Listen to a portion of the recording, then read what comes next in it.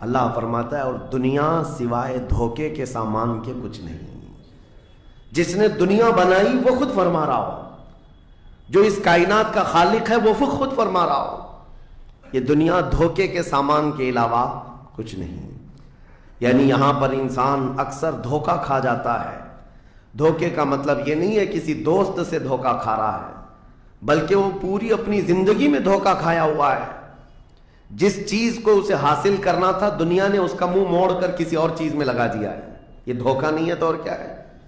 میں آپ کو ایک بات بتا دوں، آپ گھر سے نکلے تھے، سامان سب باندھ کر کے دلی جا رہے تھے، اسٹیشن پر کسی نے پکڑ لیا اور کہا آؤ چلو میں تمہیں ٹرین میں بٹھا دیتا ہوں، اور اس نے تمہیں دلی کی ٹرین کی بجائے تمہیں مدراس کی چنئی کی ٹرین میں بٹھا دیا، بیٹھ گئے تم۔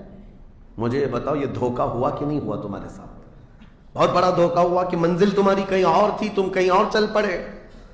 دیکھنے کو ٹرین سیم دکھ رہی تھی، تم نے اس کی بات کا یقین کیا اور بیٹھ گئے، اور جب پہنچے تو پتا چلا نہیں میں تو دلی پہنچا ہی نہیں، میں چنئی آ گیا۔ زندگیاں اسی طرح سے گزر رہی ہیں۔ تم جس راستے پر چل رہے تھے اصل تمہاری منزل مدینہ طیبہ ہے، تمہارا سفر حضور پاک کے قدموں تک پہنچنا ہے، لیکن ایرا غیرہ آتا ہے اور تمہیں کسی دوسرے ٹریک پر ڈالتا ہے اور تم چل پڑتے ہو اس کی بات پر۔ اسی لیے قرآن نے کہا یہ دھوکے کے علاوہ کچھ نہیں ملتا یہاں پر۔ دنیا اور دنیا داروں پر تم کبھی بھروسہ نہ کرنا، تم اپنی منزل پر ہمیشہ توجہ رکھنا، تمہاری منزل یہ نہیں ہے۔ اسی لیے شاعر نے کہا تھا غلط روی سے منازل کا بعد بڑھتا ہے، مسافروں روش کارواں بدل ڈالو۔ تم ٹیڑے میڑے چلتے رہو گے تو منزل لمبی ہو جائے گی، فاصلہ دور ہو جائے گا، اس لیے چلنے کا طریقہ بدل ڈالو، تمہارا سفر آسان بھی ہو جائے گا اور منزل جلدی پہنچ جاؤ گے۔